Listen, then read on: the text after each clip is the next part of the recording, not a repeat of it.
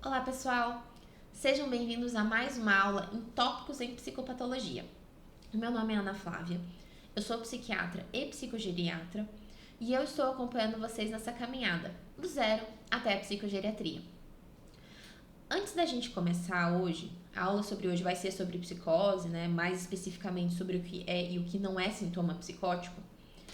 Eu queria só fazer um adendo, explicar um pouquinho a razão pelo qual eu acho que talvez essa aula seja a aula mais importante dentro desse módulo de psicopatologia, que na minha opinião, para muitos de vocês, é o tópico mais importante, é o módulo mais importante. Quando eu comecei a trabalhar e começava a acompanhar os casos com outros colegas, psiquiatras ou não, quando eu recebia pacientes de outros colegas, ou até mesmo discutindo os casos com os meus próprios residentes, eu comecei a perceber que muitas vezes a dificuldade do tratamento, a dificuldade da formulação diagnóstica, era justamente no que tinha de mais básico, era justamente na psicopatologia. E a maior parte das vezes em que eu vi isso acontecer foi justamente na identificação do que é e do que não é um sintoma psicótico. Por isso que eu tive a inspiração, na verdade, de fazer esse curso. Foi pensando nessa dificuldade que eu percebi nos meus outros colegas, nos meus próprios alunos. E, bom, acho que eu já estou divagando um pouquinho, vamos começar então. O que é e o que não é psicose? Opa! Peraí que eu preciso aparecer também. Pronto. Então vamos lá, pessoal. Para a gente entender o que não é psicose, a gente precisa de uma definição do que é psicose. No caso, eu trouxe duas. Porque dependendo de para quem você pergunta, vai sair uma resposta diferente, vão te explicar uma coisa diferente. Mas vamos se apegar aqui o que eu trouxe. A definição de psicose. A psicose, ela, para a psicodinâmica, é uma perda de contato com a realidade. Eu gosto bastante desse conceito porque ele é bastante ilustrativo para o que de fato a gente vê. De fato, a gente vê um paciente psicótico desconectado com a realidade. Só que ela é um tanto quanto pouco específica, ela não se aprofunda muito, ela não é tão útil para fazer diagnóstico diferencial. Por isso, eu trouxe uma segunda definição, que é uma definição mais prática, entre aspas, mais médica, que psicoses são o conjunto de sintomas psicóticos, que são alucinações, delírios e desorganização intensa do comportamento.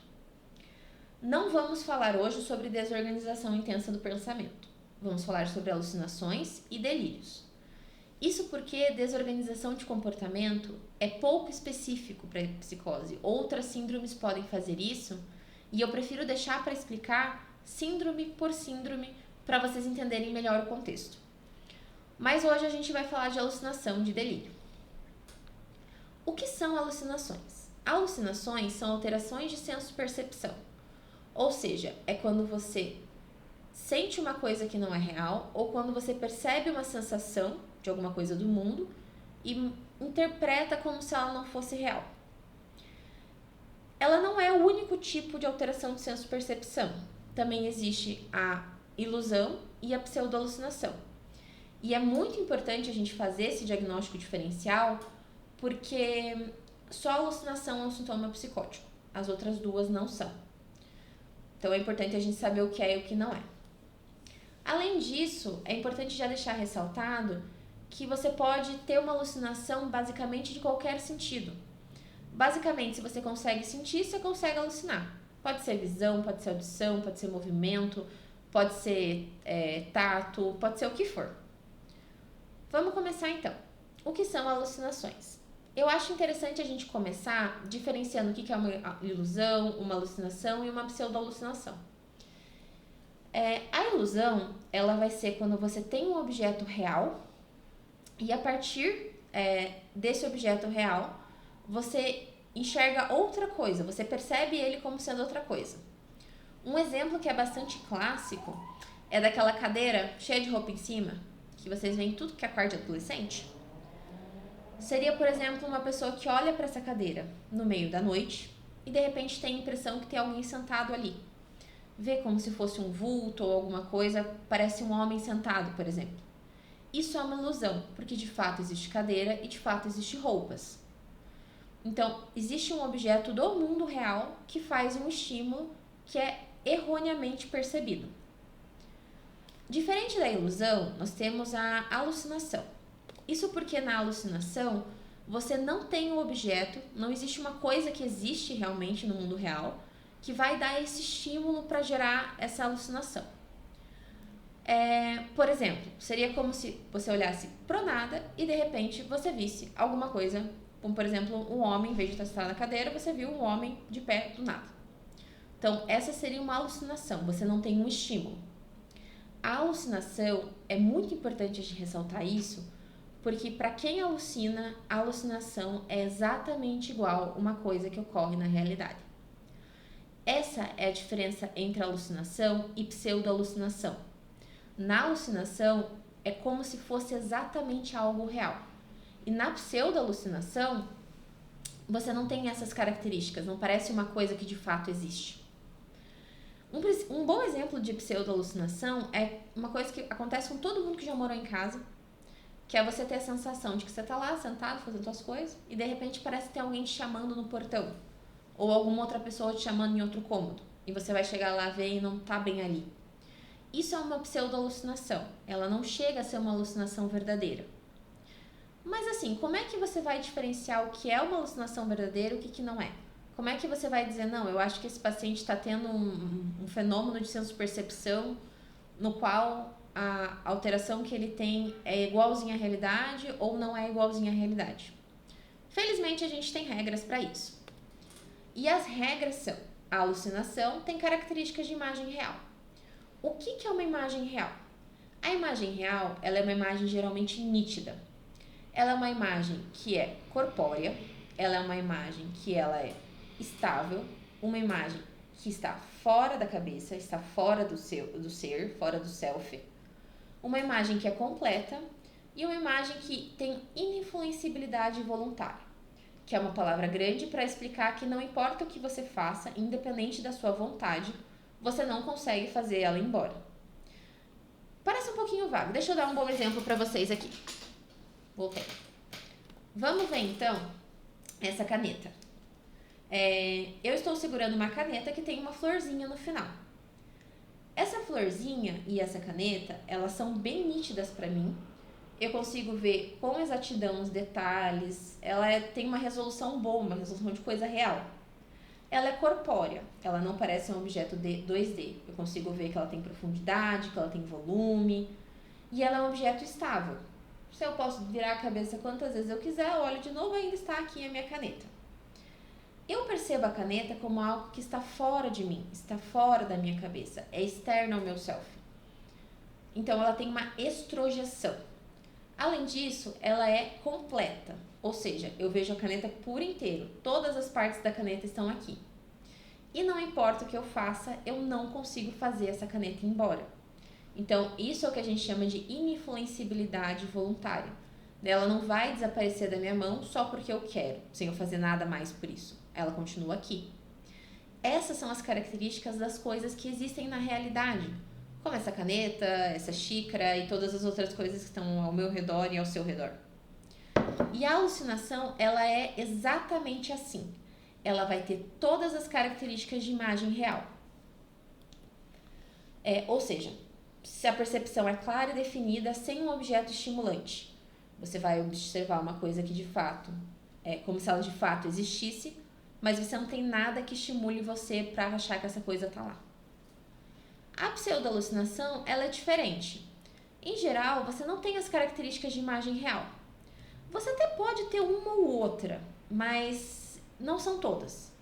Então, por exemplo, se a gente for voltar naquele exemplo de chamar no portão, a gente vai pensar, está realmente fora da cabeça. Quando você escuta alguém te chamando lá no portão, você escuta como se estivesse de fora, senão você não ia procurar. Mas quando você não tem as outras coisas, geralmente é um chamado muito rápido, é uma coisa que às vezes você não tem certeza se te chamaram ou não, ela não é uma frase completa, geralmente é uma palavra, só o seu nome, é uma coisa ou outra, acaba não parecendo muito com uma coisa do mundo real. Quando você chega lá, já não tá mais lá, por exemplo. Então, ela perde essa capacidade de ser muito semelhante, né? Ser muito difícil de distinguir de uma coisa que existe de fato. Então, essas são as duas diferenças entre a alucinação e a pseudo-alucinação. E repetindo, é importante porque o que é sintoma psicótico é alucinação. Vamos voltar? Então, como eu comentei, existem vários tipos de alucinação.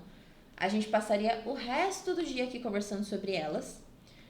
Lá no livro do Paulo Legalahond, que eu citei para vocês, que seria o nosso livro, o texto, né?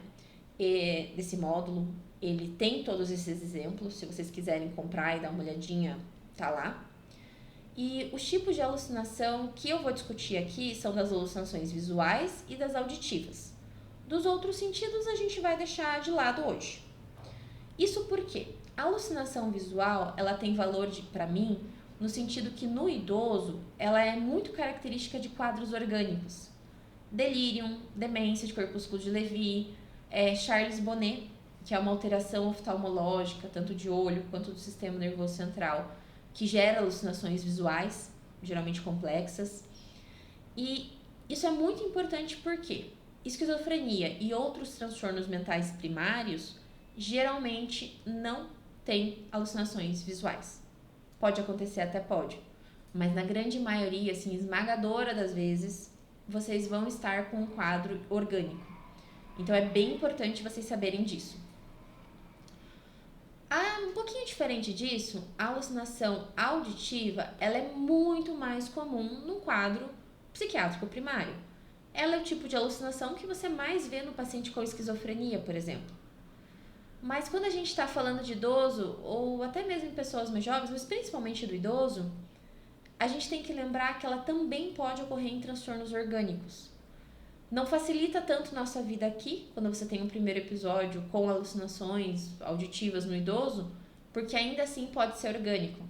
Não é uma regra de ouro dizer que a alucinação visual é orgânica e a alucinação auditiva não é orgânica. Não é assim que funciona.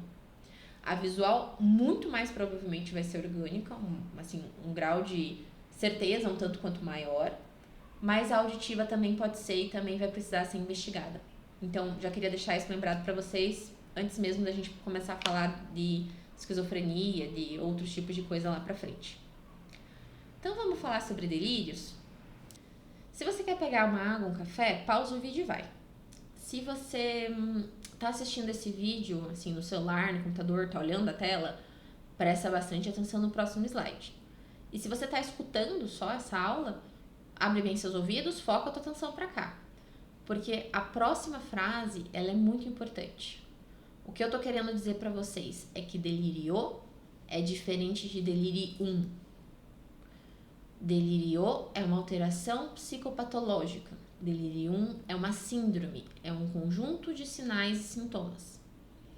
Delírio é uma alteração de pensamento, é um fenômeno que a gente identifica. Delirium é o síndrome da confusão mental aguda, é uma série de sinais e sintomas que fazem um diagnóstico. Então são palavras quase idênticas para dizer coisas que são diferentes. E muitas vezes as pessoas confundem os dois conceitos por conta da similaridade das palavras, mas não é a mesma coisa. Então, delírio, psicopatologia. Delirium é uma síndrome, que a gente vai ver lá pra frente. Ela tá nesse curso também. Não é a mesma coisa. Então, tudo bem, gente? Até aqui, focaram bem nessa parte? Só digam pra mim que vocês vão lembrar bem disso e eu já estou feliz. Então, vamos lá. Vamos falar, então, um pouco sobre a definição de delírio.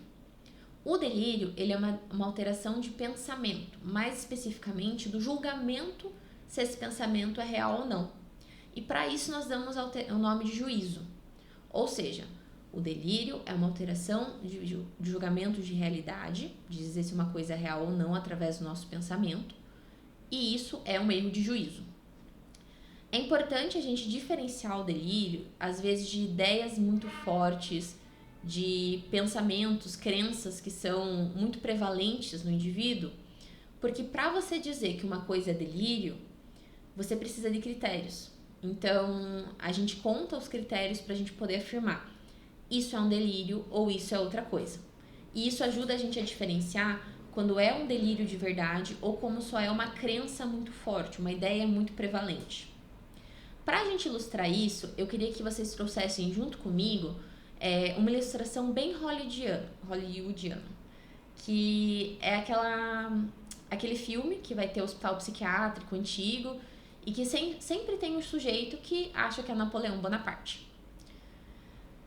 Eu quero que vocês pensem nisso, para a gente poder entender um pouquinho melhor quais são esses critérios, para ficar mais ilustrativo. Então, coloca na cabeça de vocês o filme que vocês viram que tinha alguém internado no hospital psiquiátrico achando que era Napoleão Bonaparte.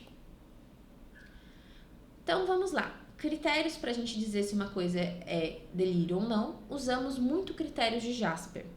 Foi cunhado em 79.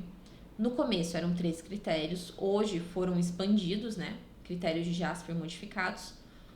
Mas para a gente começar, vamos falar então dos critérios originais. Nos critérios originais, o delírio ele era descrito como uma convicção extraordinária. Ou seja, a pessoa tem certeza de que ela é Napoleão Bonaparte.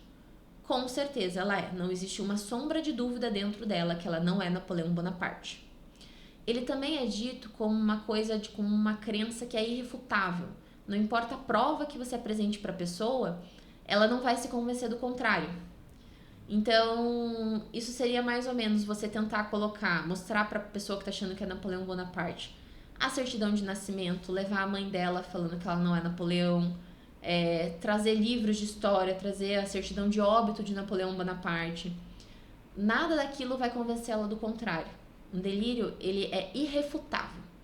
Então, uma convicção absoluta, extraordinária, e o irrefutável, irremovível. Temos mais um critério de Jasper, que é o juízo falso, que seria, por exemplo, o conteúdo impossível. Aí nós temos uma situação, porque apesar de muitos delírios serem realmente juízos falsos, conteúdos impossíveis, alguns colocam a gente em dúvida. E eu acho que a gente pode exemplificar isso melhor do que qualquer outra coisa, como o delírio de ciúmes. O delírio de ciúmes, ele é um delírio em que a pessoa acredita que está sendo traída pelo parceiro ou pela parceira. Teoricamente, o delírio de ciúmes não é uma situação impossível. A pessoa poderia estar sendo traída ou não. E eu tenho uma história para contar, uma anedota, na verdade, que é sobre esse assunto. Ele não aconteceu comigo, eu não era preceptora daquele ambulatório, não vou nem falar a cidade em que aconteceu, que eu já passei por umas cidades aí. Mas o que aconteceu foi que tinha um residente atendendo, um senhor, que ele era um senhor mais velho e um senhor que fazia consumo de álcool, o que são características muito prevalentes, né, dentro da população com delírio de ciúmes, e que ele acreditava com convicção que ele estava sendo traído. Um belo dia, ele chega na mesa desse residente. Eu não sei mais detalhes porque eu só ouvi essa história, eu não estava lá presente no dia. Com a caixinha do remédio, a caixinha do antipsicótico, e joga na mesa, assim, perto do residente. Ele diz: eu não vou mais precisar disso, doutor.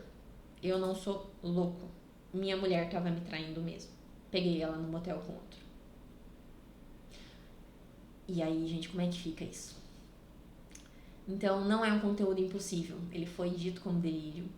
Se existia alguma forma de você dizer que aquilo não era um delírio, só através da anamnese, não tem como saber.